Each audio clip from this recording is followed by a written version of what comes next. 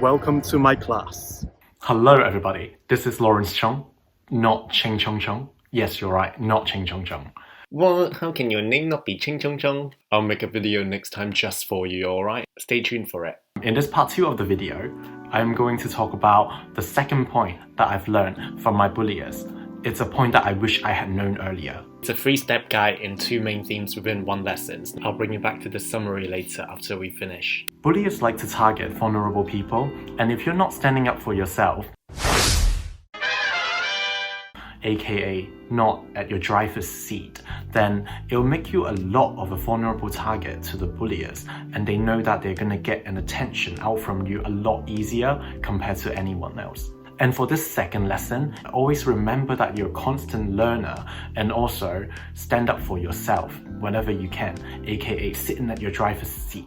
So given the attention strategy didn't work in the part 1 video and you've responded really badly to your bullies, now what can you do? Maybe it is that you've fought them back, or maybe that you've shouted at them, and now everyone is looking at you, maybe in the class or in your workplace, thinking that you're a nutcase just all of a sudden shouting at someone who is actually your bullier. Hey, this guy's a joke. Meow, I'm scared. In this second lesson, I have a 3-step guide, step by step, to help you to get your thinking back in order so that you wouldn't be as beaten down as it would have been. So the first thing that I want you to learn about from me is that you are never going to get a criticism as bad as the one that you're giving to yourself.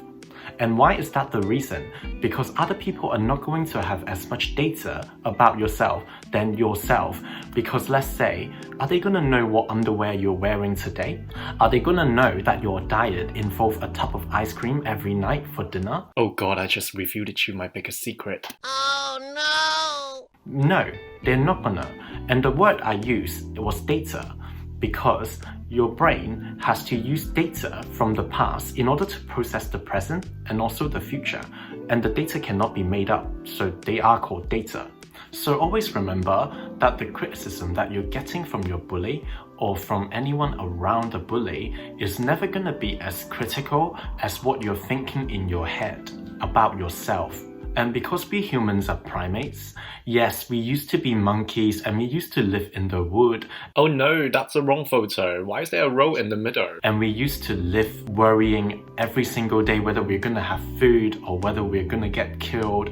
So worrying about threats is actually one of the good things about our brain, and we just go and tend to do that because it keeps us surviving back in the days. But now, if you feel like you're being judged around by other people, your brain is gonna treat it as a threat.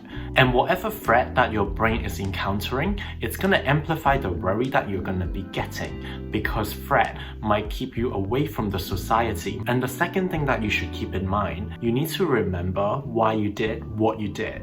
So for example, in my part 1 video, I talked about the story of me and my bully.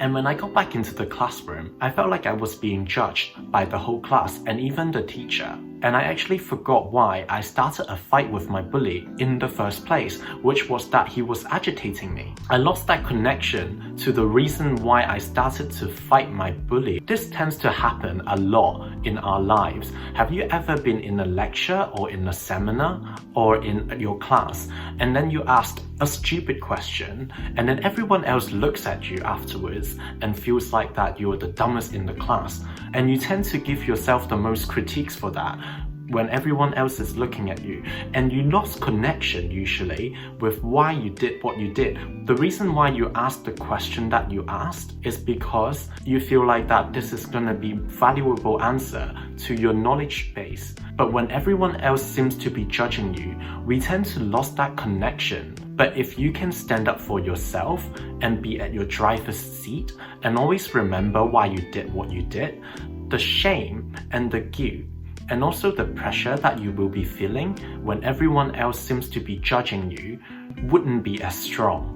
And when you have less shame and guilt that's consuming you in your head, you have a bit more attentional space for anything else in your head, which you can use it to learn from your mistakes and move on. And in my case, I've learned that actually It's not that I was wrong fighting with my bully. That's wrong on its own, but my actual wrong that I did was that I gave attention to my bully in the first place. If he didn't get my attention, he should have thrown a chair at me, and the teacher would have noticed. Alright guys, so next comes to my extra point in this video, which is exclusive to you because you've got to this far of the video.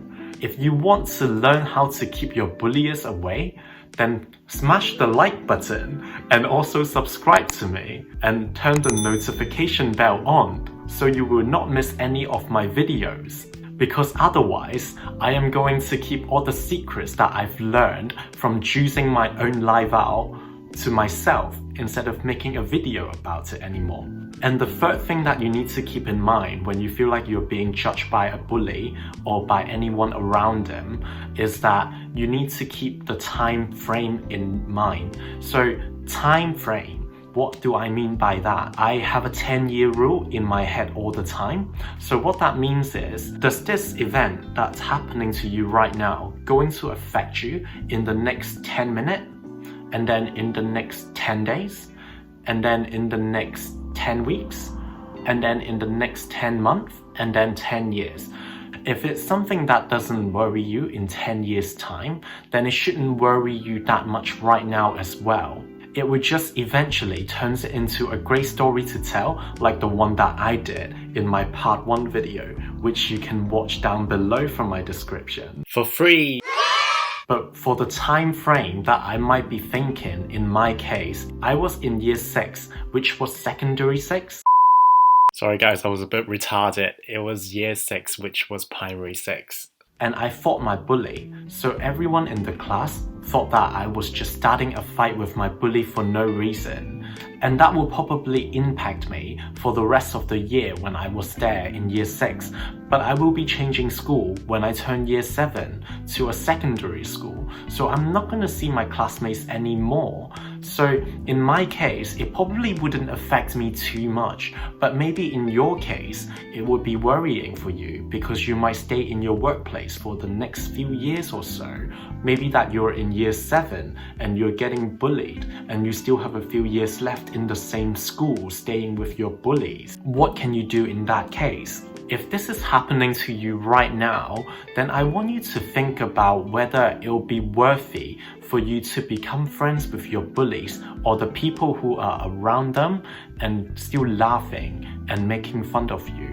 As I said before in my second point, we are all social animals and we feel left alone when we don't feel like we're a part of a group. Being a part of a group means that you guys should be friends to each other. Alright guys, I've decided that I'm gonna try and find out the definition of friends on Google, so there you go. You can see from the video quality it looks really bad. But what friends means is basically a person with whom one has a bond of mutual affection, typically one exclusive of sexual and family relations. And I've gone ahead a step further to look into what mutual affection is, and if you have a look, it's on vocabulary.com, which seems to be very credible. But anyway, it means sympathy of each person for the other. It basically means that friends are supposed to want to see you being great.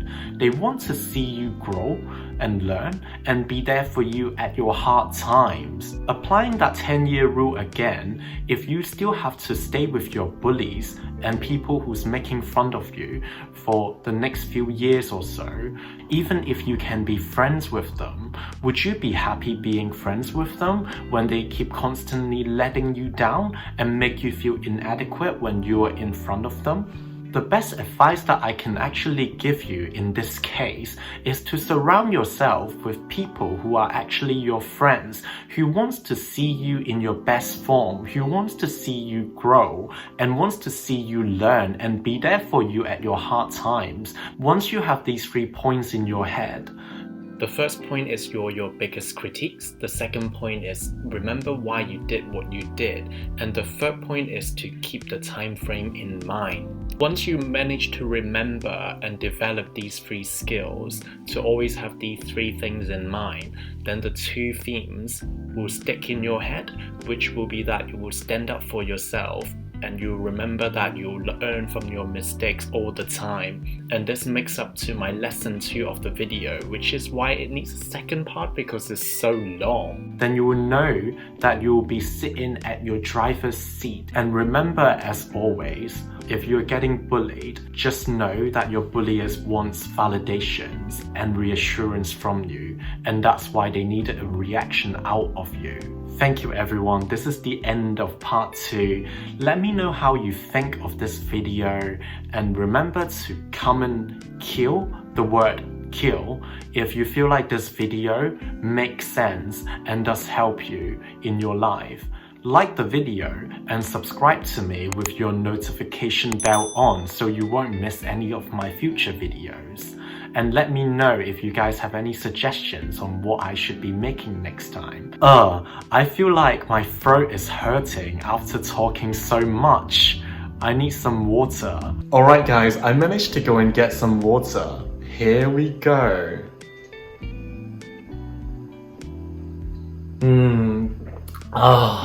My throat feels amazing. Next time I'm gonna make a video on how to elegantly drink water like this. Or gonna make a video about how to talk so posh that no one wants to actually listen to you. Thank you very much guys. Bye.